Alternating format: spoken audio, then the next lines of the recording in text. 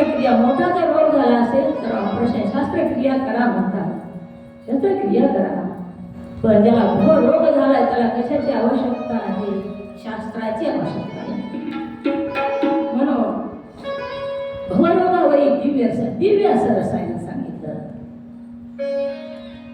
कोणतं सांगितलं तर शिवनाम सांगितलं. शिवनाम हे अमृत आहे, दिव्य रसायन आहे. ही जर घेतलं तर मोक्ष प्राप्त होणार म्हणजे होणारच. जसं रोगामधून मोक्ष प्राप्त करून घ्यायचा आहे तर औषध घ्यावं लागतं, आणि अभव रोगामधून मुक्ती मिळवून घ्यायची असेल तर मात्र हे दिव्य रसायन घ्यावं लागतं. हे रसायन घेतल्याशिवाय आपण मुक्त होऊ शकत नाही. तर अशा प्रकारची ही कथा, देवराज ब्राह्मणाची कथा पहिल्या दिवशी सांगावी लागते. आणि ही कथा आणखी एक कथा सांगितलेली आहे दुसरी. सूत जी आहे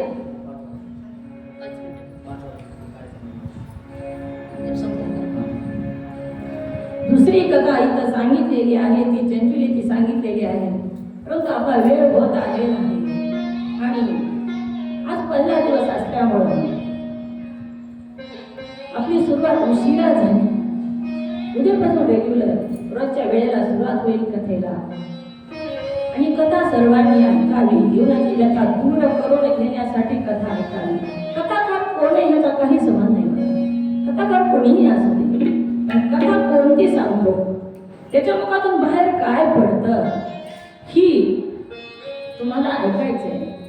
ईश्वराचं गुणगान ऐकायचंय. ईश्वराचं कथाकार कोणीही असो, पण ईश्वराची कथा तुम्हाला ऐकायची, आपल्याला ऐकायची. आणि ही कथा ऐकून आपल्याला त्या मानव जन्मामध्येच मोक्षाची प्राप्ती करून घ्यायची. दुसऱ्या कोणत्याच जन्मामध्ये ते मोक्षाची प्राप्ती करण्याची विवेक बुद्धी नसते. खंती ऐसे न करा होणे गाढव पुत्रा. विचार करा अंतकरणामध्ये, मनामध्ये. गाढव पुत्राचं शरीर जेव्हा आपल्याला प्राप्त होईल तेव्हा आपल्याला हे मोक्ष प्राप्त करून घेता येईल नाही. 84 लक्ष योनी सांगितल्या. 84 लक्ष योनीमध्ये हा मानवाचा ध्येय फक्त आपल्याला मोक्षापर्यंत ह्याच देहामध्ये जाता येतं.